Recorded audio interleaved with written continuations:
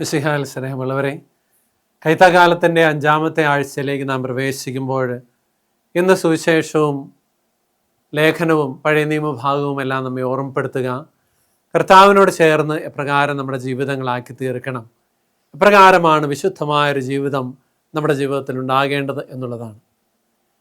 പഴയ നിയമഭാഗം യെശയ്യാ പ്രവാചകന്റെ പുസ്തകം 14-ാമത്തെ അധ്യായത്തിൽ നിന്നുള്ളതാണ്. അതിൽ എപ്രകാരമാണ് പിശാചുക്കൾ ഉണ്ടായത് എന്ന് നമ്മെ ഓർമ്മപ്പെടുത്തുന്നുണ്ട്. ലൂസിഫർ എന്ന നാമം നമുക്ക് പലപ്പോഴും സുപരിചിതമായിട്ടുള്ളതാണ്. ലൂസിഫർ എന്നത് മാലാഖമാരുടെ കൂട്ടത്തിൽ ഏറ്റവും അഗ്രഗണ്യമായിരുന്ന ഒരു കൂട്ടം തന്നെയായിരുന്നു. പക്ഷേ എപ്രകാരമാണ് അവർ മാലാഖമാരുടെ ഗണത്തിൽ നിന്നും പിശാചുകളുടെ ഗണത്തിലേക്ക് താഴ്ത്തപ്പെട്ടത് എന്ന് നമുക്ക് പഴയ നിയമഭാഗത്ത് കാണുവാനായിട്ട് സാധിക്കുന്നുണ്ട്.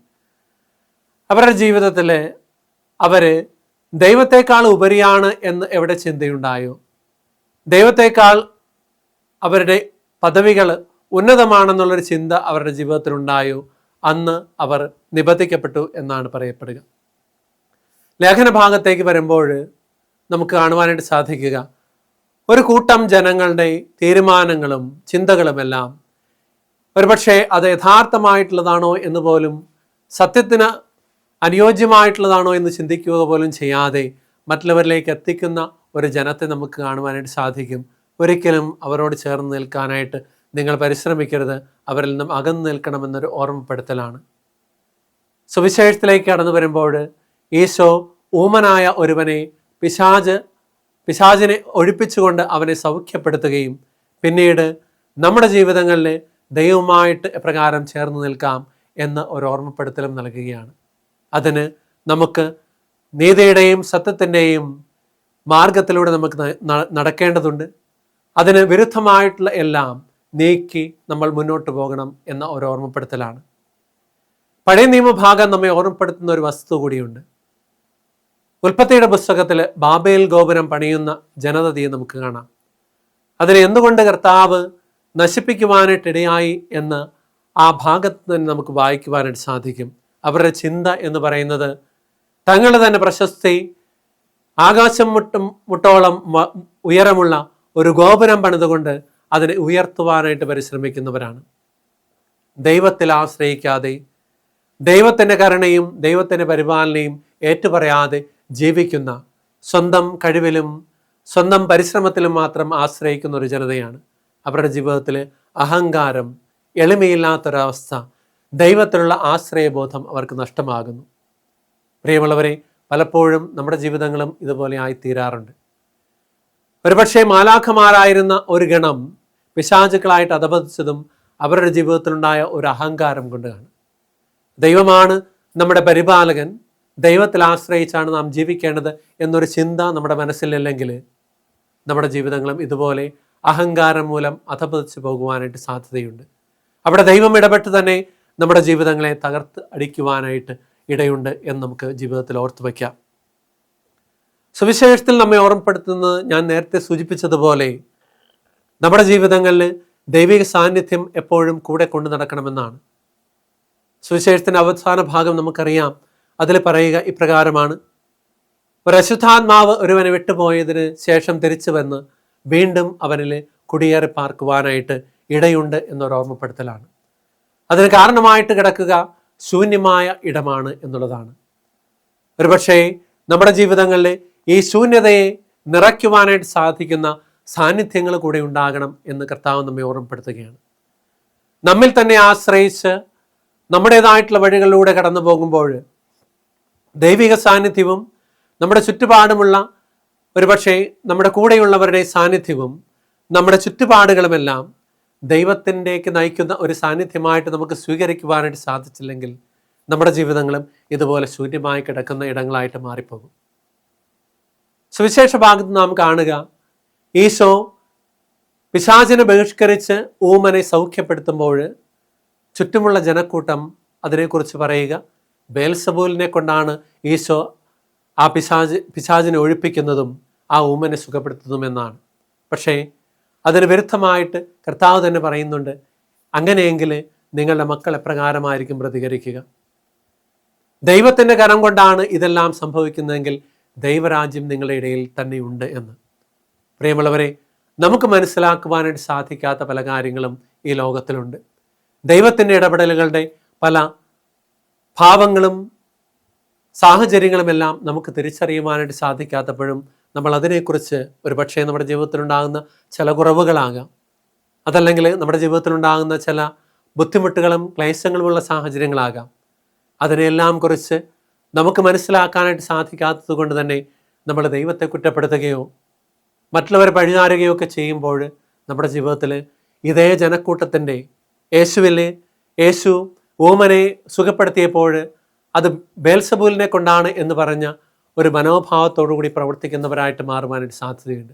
അതാണ് യൂദാശ്ലീഹ പറയുക, പലതിനെക്കുറിച്ച് മനസ്സിലാക്കാതെ അതിനെക്കുറിച്ച് പറയുന്ന, അതിനെക്കുറിച്ച് വാദിക്കുന്ന ഒരു കൂട്ടത്തിനിടയിലാണ് നാം എന്ന്. സുവിശേഷങ്ങളിലൂടെ കടന്നു പോകുമ്പോൾ നമുക്ക് കാണുവാനായിട്ട് സാധിക്കും, ഈശോ ജനക്കൂട്ടത്തോട് അധികം അടുത്ത് നിൽക്കുന്നവനല്ല. ഒരുപക്ഷെ ആ ജനക്കൂട്ടത്തെ, ഇങ്ങനെയുള്ള ഒരു സ്വഭാവമുള്ള ജനക്കൂട്ടത്തെ മാറ്റി നിർത്തുന്നവനാണ്. നമ്മൾ കഴിഞ്ഞ ദിവസം വായിശ്രവിച്ച ഒരു സുവിശേഷ ഭാഗം അന്ധനെ സുഖപ്പെടുത്തുന്ന ഈശോയെയാണ്. ആ സുവിശേഷ ഭാഗത്ത് കർത്താവ് അവനെ കൈക്ക് പിടിച്ച് ഗ്രാമത്തിന് വെളിയിലേക്ക് കൊണ്ടുപോകുന്നു, സുഖപ്പെടുത്തുന്നു, ഗ്രാമത്തിലേക്ക് തിരിച്ചു പോകരുത് എന്ന ഒരു മുന്നറിയിപ്പോടുകൂടി തന്നെ അവനെ തിരിച്ചയക്കുകയാണ്. ഒരുപക്ഷെ ഈ ജനക്കൂട്ടത്തിൻ്റെ സാന്നിധ്യം അവൻ്റെ ജീവിതത്തെ വീണ്ടും അന്ധമാക്കും എന്നുള്ളത് കൊണ്ടായിരിക്കാം. കാരണം വ്യക്തമായ കാഴ്ചപ്പാടില്ലാത്തവരാണവർ, ദൈവത്തിൻ്റെ സാന്നിധ്യം അറിയാത്തവരാണവർ. നമുക്കറിയാം, ഈശോ ജനക്കൂട്ടത്തോടുകൂടി കടന്നു പോകുമ്പോൾ സൗഖ്യം ആഗ്രഹിക്കുന്ന ഒരുവൾ യേശുവിൻ്റെ വസ്ത്രത്തിൽ സ്പർശിക്കുന്നുണ്ട്. അവിടെയും കർത്താവ് ചോദിക്കുന്നുണ്ട്, നിങ്ങളിൽ ആരാണ് എന്നെ സ്പർശിച്ചതെന്ന്. ജനക്കൂട്ടം യേശുവിനോട് കൂടെ കടന്നുപോയി എന്ന് മാത്രമേ ഉള്ളൂ. യേശുവിനെ അവർ മനസ്സിലാക്കിയിരുന്നില്ല. ഇങ്ങനെ പല സാഹചര്യങ്ങളിലും നമുക്ക് ഇതുപോലെയുള്ള കർത്താവിൻ്റെ ഇടപെടലുകൾ നമുക്ക് കാണുവാനായിട്ട് സാധിക്കും. ജനക്കൂട്ടത്തെ അത്രമാത്രം വിശ്വാസത്തിലെടുക്കാത്ത, അതല്ലെങ്കിൽ അവരുടെ ജീവിത രീതിയെ, അവരുടെ മനോഭാവത്തെ വിമർശിക്കുന്ന കർത്താവ്. യഹൂദജനതയ്ക്ക് മുഴുവൻ പറ്റിയതും ഇതുതന്നെയാണ്. ഈശോ രക്ഷകനായിട്ട് കടന്നു വന്നു എന്നവർക്ക് മനസ്സിലാക്കുവാനായിട്ട് സാധിക്കാതെ പോയി. പക്ഷേ തിരഞ്ഞെടുക്കപ്പെട്ടവരായിട്ടുള്ള കുറച്ച് പേർ മാത്രം ഈശോയുടെ കൂടെ സഞ്ചരിക്കുന്നവരായിട്ട് നമുക്ക് കാണുവാനായിട്ട് സാധിക്കും. പ്രിയമുള്ളവരെ, ഈ ഒരു കൂട്ടായ്മയിലേക്ക് ഈശോയെ മനസ്സിലാക്കുന്ന, ഈശോയെ തിരിച്ചറിഞ്ഞ് കർത്താവും ദൈവവുമായി ആരാധിക്കുകയും പൂർണ്ണമായിട്ടും കർത്താവിൽ ആശ്രയിക്കുകയും ചെയ്യുന്ന ഒരു കൂട്ടമായിട്ട് മാറുവാൻ, അതുവഴിയായിട്ട് നമ്മുടെ ഹൃദയങ്ങളിലുള്ള, നമ്മുടെ ജീവിതങ്ങളിലുള്ള, നമ്മുടെ ചുറ്റുപാടുകളിലുമുള്ള ഒരു ശൂന്യതയെ നിറവുകളാക്കി മാറ്റി ദൈവിക സാന്നിധ്യങ്ങളായിട്ട് മാറ്റുവാനായിട്ടാണ് നമ്മെ ഓരോരുത്തരെയും ഇന്ന് വിളിക്കുക. ഒരുപക്ഷെ നമ്മുടെ ജീവിതത്തിൽ ക്ലേശങ്ങളും ബുദ്ധിമുട്ടുകളൊക്കെ ഉണ്ടായാലും, നമ്മുടെ ജീവിതത്തിൽ കുറവുകളുടെ ഒരുപാട് അതിപ്രസരണങ്ങൾ ഉണ്ടായാലും, നമ്മുടെ ജീവിതത്തെ നിറമാക്കി മാറ്റുവാനായിട്ട് ദൈവ സാന്നിധ്യമുണ്ട് എന്ന് ഏറ്റുപറയുവാനായിട്ട് നമുക്ക് സാധിക്കുമെങ്കിൽ, മാലാഖമാരെ പോലെ ദൈവത്തെ സ്തുതിച്ച് ദൈവത്തിൻ്റെ മഹോന്നതയെ നമുക്ക് സ്വീകൃതമായിട്ട് തീർക്കുവാനായിട്ട് സാധിക്കുമെങ്കിൽ അത് നമ്മുടെ ജീവിതത്തിൻ്റെ ഭാഗമായിട്ട് മാറും. അത് നമ്മുടെ ജീവിതത്തിൻ്റെ വളർച്ചയുടെ ഒരു പടിയായിട്ട് മാറും. നമ്മുടെ സാന്നിധ്യങ്ങളെന്ന് പറയുക ഒരുപക്ഷെ നമ്മുടെ കൂദാശകളാകാം, നമ്മുടെ പ്രാർത്ഥനകളാകാം, ആത്മീയമായിട്ടുള്ള പല മേഖലകളുമാകാം. അതോടൊപ്പം നമ്മളെ സ്വാധീനിക്കുന്ന വലിയൊരു വിഭാഗം നമ്മുടെ ചുറ്റുപാടുമുള്ളവർ തന്നെയാണ്. അവരുടെ തിരഞ്ഞെടുപ്പിലും നമ്മുടെ ജീവിതങ്ങളെ ഏറ്റവും ശ്രദ്ധയോടുകൂടി ആക്കി തീർക്കുവാനായിട്ടുള്ളൊരു കടമയും നമുക്കുണ്ട്. പലപ്പോഴും നമ്മുടെ ജീവിതത്തിൽ നമ്മൾ ധ്യാനങ്ങളെല്ലാം കൂടി അല്പം ഒരു ആത്മീയമായിട്ടുള്ളൊരു ഉന്നതിയിലേക്ക് വരുവാനായിട്ട് ആഗ്രഹിക്കുകയും അതിന് പരിശ്രമിക്കുകയും ഒക്കെ ചെയ്യുമ്പോൾ നമ്മുടെ ജീവിതത്തിൽ പറ്റുന്നൊരു കുഴപ്പം എന്ന് പറയുന്നത് പിന്നീട് അതൊരു കുറച്ച് നാളത്തേക്ക് നിലനിൽക്കും. പിന്നീട് നമ്മൾ പലപ്പോഴും അതേ പടിയിലേക്ക്, പഴയ പടിയിലേക്ക് തന്നെ തിരിച്ചു പോകുവാനായിട്ട് സാധ്യതയുമുണ്ട്. അതിന് കാരണം ഈ ശൂന്യതയിലേക്ക് നമ്മൾ തിരിച്ചു പോകുന്നു എന്നുള്ളതാണ്. നമ്മുടെ ഇടങ്ങളെ വീണ്ടും നിറയ്ക്കുവാനായിട്ട് ആത്മീയമായിട്ടുള്ളൊരു സാന്നിധ്യം, അതൊരു പക്ഷേ നമ്മുടെ കൂദാശകളിലൂടെയും പ്രാർത്ഥനകളിലൂടെയും ആകാം, ആ ദൈവിക സാന്നിധ്യം നിലനിർത്തുവാനായിട്ട് നമുക്ക് സാധിക്കുക. അതുമല്ലെങ്കിൽ അതിനോടൊപ്പം തന്നെ നമ്മുടെ കൂടെയുള്ളവരും കൂടി അതിന് സഹായിക്കുന്നവരാകണം. അവിടെയാണ് യൂദാശ്ലീഹ നമ്മെ ഓർമ്മപ്പെടുത്തുക, കാര്യങ്ങൾ വ്യക്തമായിട്ട് മനസ്സിലാക്കാത്തൊരു ജനക്കൂട്ടമല്ല. അതല്ലെങ്കിൽ പഴയ നിയമത്തിൽ നമ്മെ ഓർമ്മപ്പെടുത്തുന്നത് പോലെ ദൈവികമായ മാലാഖമാരുടെ ഒരു സാന്നിധ്യം, മാലാഖമാർക്ക് അനുചിതമായിട്ടുള്ള ജീവിതം നയിക്കുന്ന ഒരു കൂട്ടം വ്യക്തികളുടെ സാന്നിധ്യമല്ല നമുക്കുള്ളതെങ്കിൽ നമ്മൾ വീണ്ടും ശൂന്യതയിലേക്ക് നിബന്ധിച്ചു പോകും. അവിടെ നമ്മുടെ ജീവിതങ്ങൾ കർത്താവിന് യോജ്യമായിട്ടുള്ള രീതിയിൽ നയിക്കുവാനായിട്ട് നമുക്ക് സാധിക്കാതെ പോയേക്കാം. അതുകൊണ്ട് നമ്മുടെ ജീവിതങ്ങളെ കൂടുതൽ ദൈവികമായിട്ട് മാറ്റുവാനായിട്ടും ജീവിതങ്ങളിലെ ശൂന്യതകളെയെല്ലാം ദൈവ സാന്നിധ്യത്തിൽ നിറയ്ക്കുവാനും അതിനനുയോജ്യമായിട്ടുള്ള ഒരുപാട് പേരെ നമ്മുടെ ജീവിതങ്ങളിൽ കൂടെ കൊണ്ടുപോകുവാനായിട്ട് നമുക്ക് സാധിക്കട്ടെ. പ്രത്യേകിച്ച് നമ്മുടെ ഈ കാലഘട്ടം എന്ന് പറയുന്നത് ഡിജിറ്റൽ യുഗമാണ്. പലപ്പോഴും നമ്മുടെ കൂട്ടാളികളും കൂടെ ആയിരിക്കുന്ന സാഹചര്യം എല്ലാം പറയുന്നത് നമ്മുടെ സോഷ്യൽ മീഡിയയും നമ്മുടെ ഡിജിറ്റൽ ഇടങ്ങളുമെല്ലാമാണ്. അവിടെയെല്ലാം ഏതാണ് നമ്മുടെ ജീവിതത്തിന് യോജ്യമായിട്ടുള്ളതെന്നുള്ളൊരു തിരഞ്ഞെടുപ്പ് കൂടി നമ്മുടെ ജീവിതത്തിൻ്റെ സാഹചര്യങ്ങളെ ശൂന്യതകളേക്കാൾ നിറവുകളാക്കി മാറ്റുന്ന സാന്നിധ്യങ്ങളാണോ എന്നുള്ളൊരു ചിന്തയും കൂടി നമ്മുടെ ജീവിതത്തിൽ നിന്ന് പുലർത്തുവാനായിട്ട് നമുക്ക് പ്രത്യേകം ശ്രദ്ധിക്കാം.